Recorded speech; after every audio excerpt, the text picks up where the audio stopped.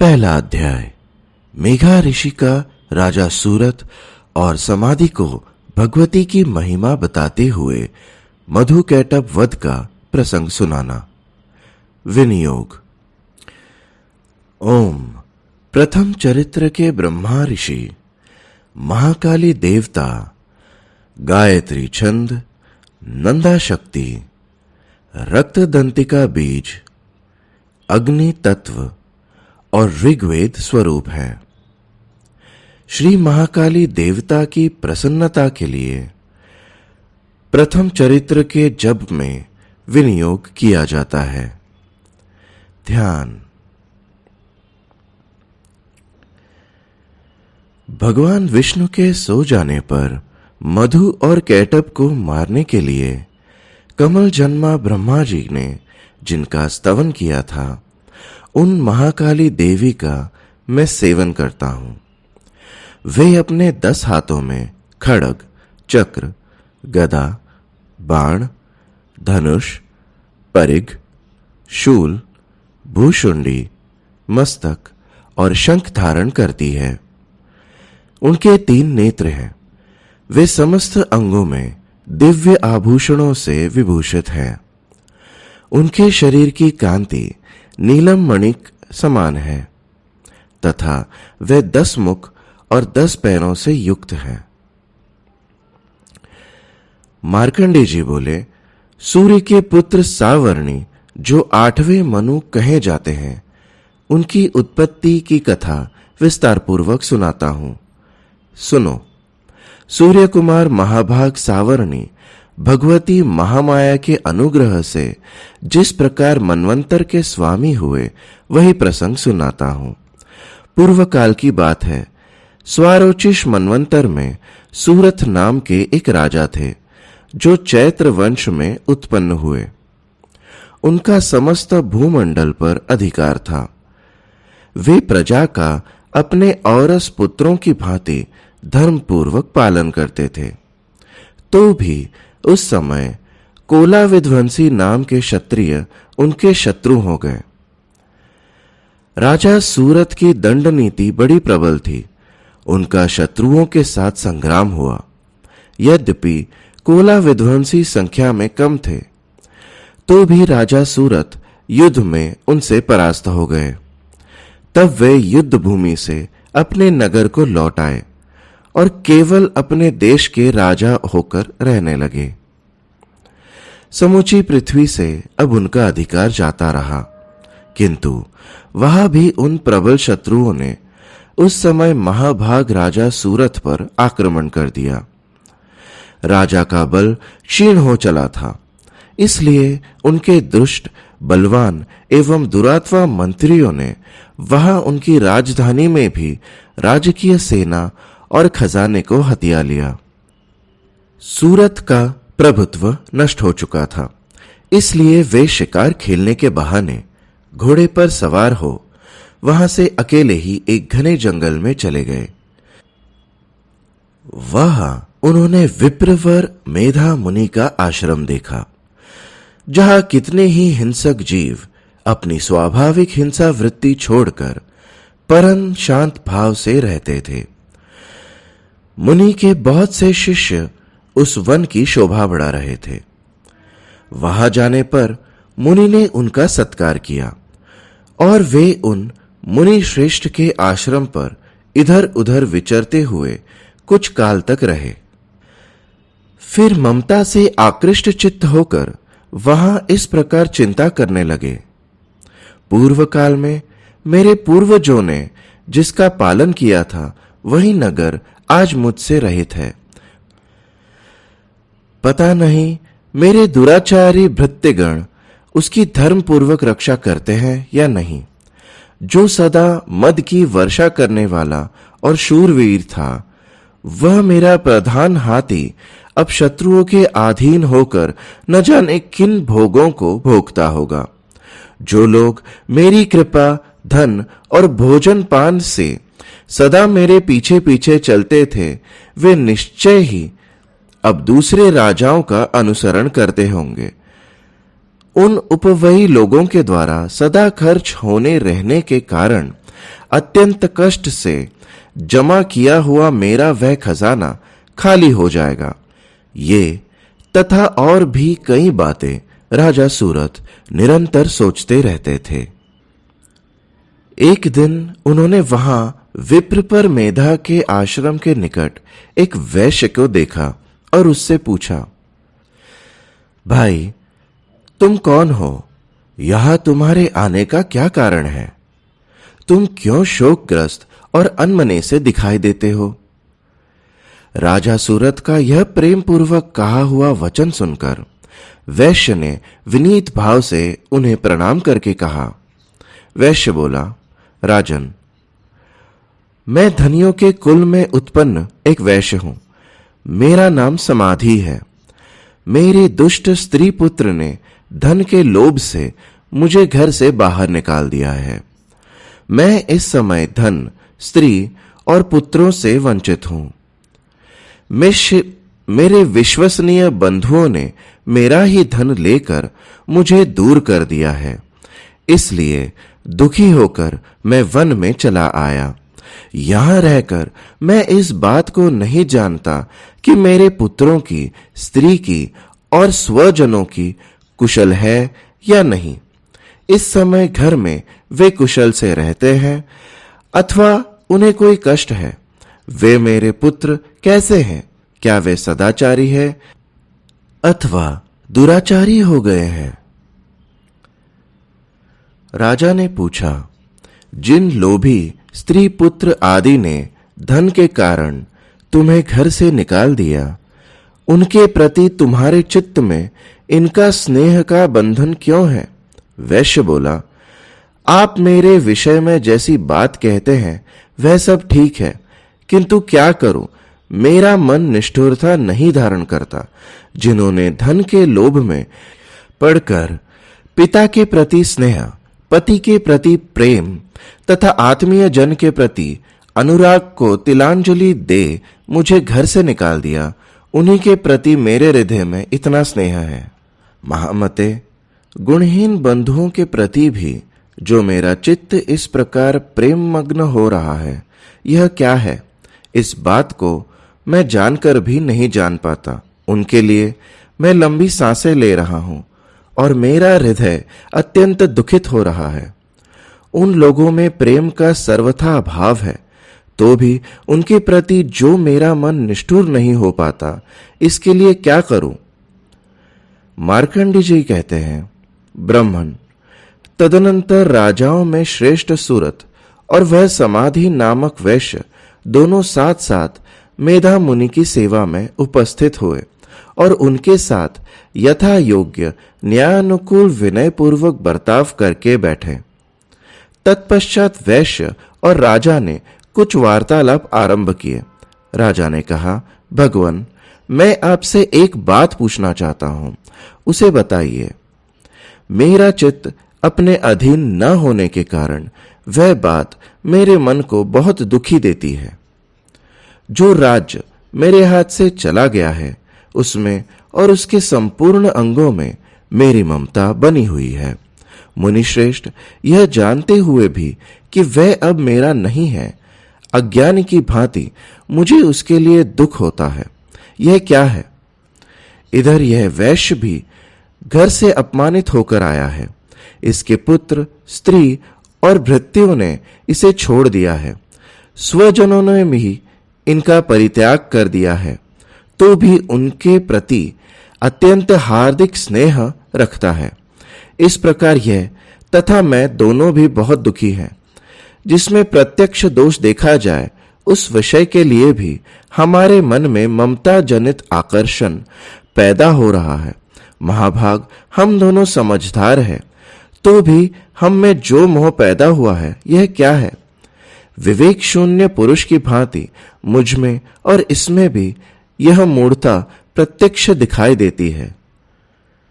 ऋषि बोले, महाभाग, विषय मार्ग का ज्ञान सब जीवों को है।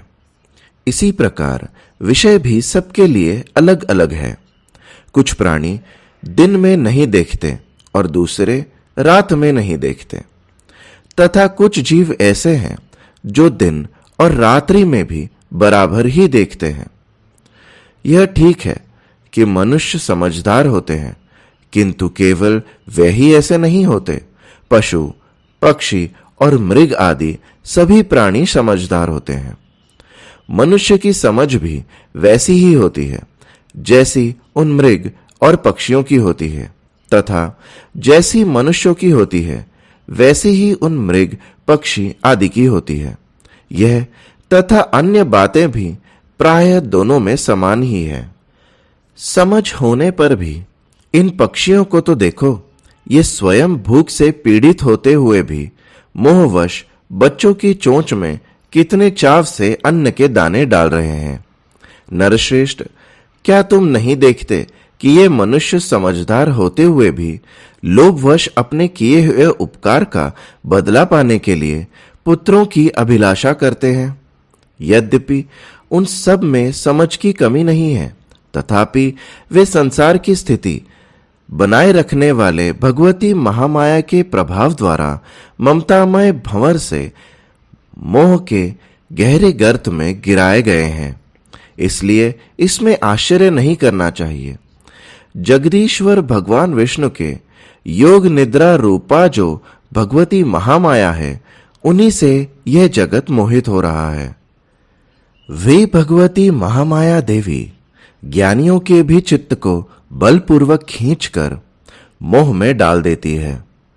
वे ही इस संपूर्ण चराचर जगत की सृष्टि करती है, तथा वे ही प्रसन्न होने पर मनुष्यों के मुक्ति के लिए वरदान देती है।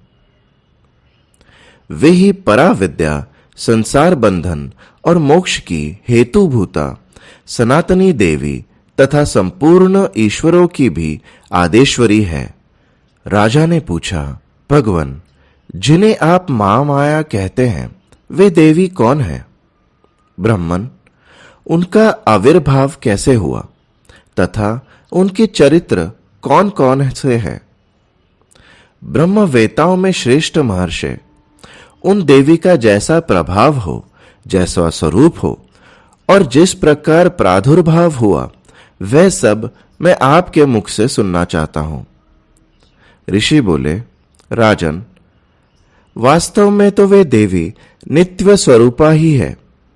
संपूर्ण जगत उन्हीं का रूप है तथा उन्होंने समस्त विश्व को व्याप्त कर रखा है। तथापि उनका प्राकट्य अनेक प्रकार से होता है। वह मुझसे सुनो, यद्यपि वे नित्य और अजन्मा है, तथापि जब देवताओं को कार्य सिद्ध करने के लिए प्रकट होता है, उस समय लोक में उत्पन्न हुई कहलाती है। कल्प के अंत में जब संपूर्ण जगत एकार्णव में निमग्न हो रहा था और सबके प्रभु भगवान विष्णु शेषनाग की शैया बिछाकर योग निद्रा का आश्रय ले सो रहे थे, उस समय उनके कानों के मैल से दो भयंकर असुर उत्पन्न हुए, जो मधु और कैटभ के नाम से विख्यात थे। वे दोनों ब्रह्मा जी का वध करने को तैयार हो गए।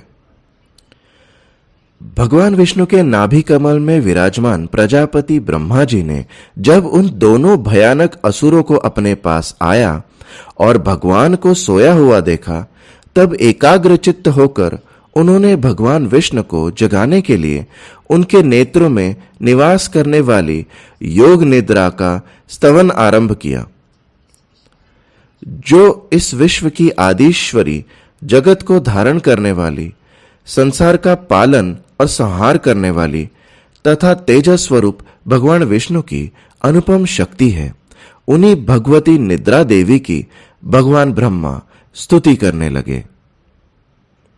ब्रह्मा जी द्वारा देवी की स्तुति। देवी, तुम ही स्वाहा, तुम ही स्वधा और तुम ही वशटकार हो। स्वर भी तुम्हारे ही स्वरूप है। तुम ही जीवनदायिनी सुधा हो। नित्य अक्षर प्रणव में अकार, उकार, मकार, इन तीन मात्राओं के रूप में तुम ही स्थित हो तथा इन तीन मात्राओं के अतिरिक्त जो बिंदु रूपा नित्य अर्धमात्रा है, जिसका विशेष रूप से उच्चारण नहीं किया जा सकता, वह भी तुम ही हो। देवी, तुम संध्या, सावित्री तथा परम जननी हो। देवी, तुम ही इस विश्व ब्रह्मांड को धारण करती हो। तुमसे ही इस जगत की सृष्टि होती है। आप ही से इसका पालन होता है और सदा तुम ही कल्प के अंत में सबको अपना ग्रास बना लेती हो। जगन्मयी देवी, इस जगत की उत्पत्ति के समय तुम सृष्टि रूपा हो, पालन काल में स्थिति रूपा हो तथा कल्पांत के समय संहार रूप धारण करने वाली हो। तुम ही महाविद्या, महामाया, महामेधा, महास्मृति, महामोह रूपा, महादेवी और महासुरी हो। तुम ही तीनों गुणों को उत्पन्न करने वाली सबकी प्रकृति हो।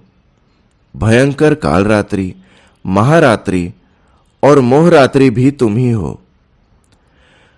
तुम ही श्री, तुम ही ईश्वरी, तुम ही री और तुम ही बोध स्वरूपा बुद्धि हो। लज्जा, पुष्टि, तुष्टि, शांति और क्षमा भी तुम ही हो।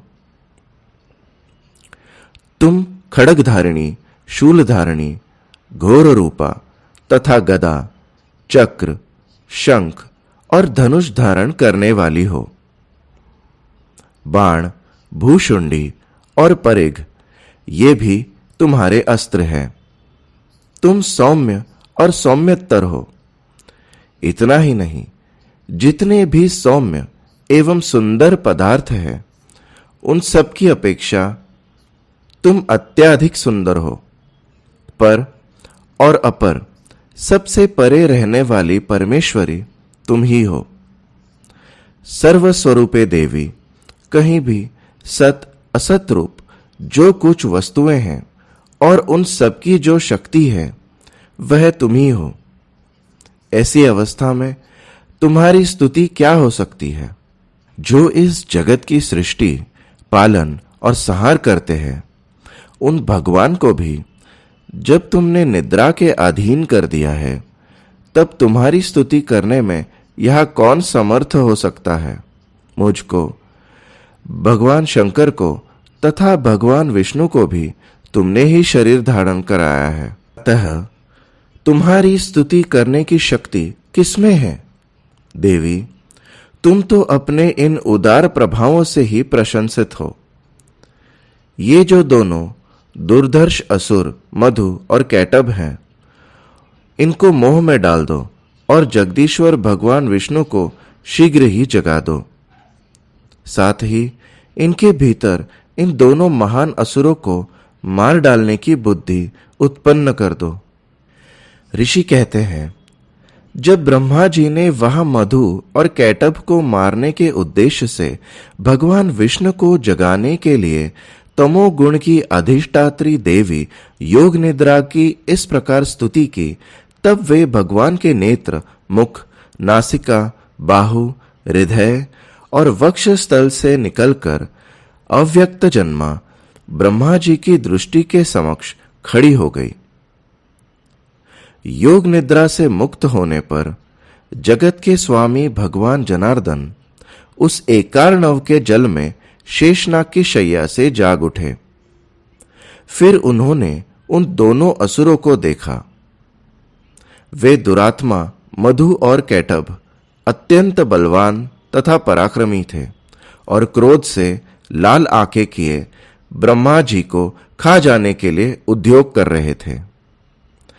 तब भगवान श्री हरि ने उठकर उन दोनों के साथ 5000 वर्षों तक केवल बाहुयुद्ध किया। वे दोनों भी अत्यंत बल के कारण उन्मत्त हो रहे थे। इधर महामाया ने भी उन्हें मोह में डाल रखा था। इसलिए वे भगवान विष्णु से कहने लगे, हम तुम्हारी वीरता से संतुष्ट हैं, तुम हम लोगों से कोई वर मांगो। श्री भगवान बोले, यदि तुम दोनों मुझ पर प्रसन्न हो तो अब मेरे हाथ से मारे जाओ। बस इतना सा ही मैंने वर मांगा है, यहां दूसरे किसी वर से क्या लेना है। ऋषि कहते हैं, इस प्रकार धोखे में आ जाने पर जब उन्होंने संपूर्ण जगत में जल ही जल देखा, तब कमल नयन भगवान से कहा, जहां पृथ्वी जल में डूबी हुई ना हो, जहां सूखा स्थान हो, वही हमारा वध करो। ऋषि कहते हैं, तब तथास्तु कहकर शंख, चक्र और गदा धारण करने वाले भगवान ने उन दोनों के मस्तक अपनी जांघ पर रखकर चक्र से काट डाले। इस प्रकार ये देवी महामाया ब्रह्मा जी की स्तुति करने पर स्वयं प्रकट हुई थी। अब पुनः तुमसे उनके प्रभाव का वर्णन करता हूं, सुनो।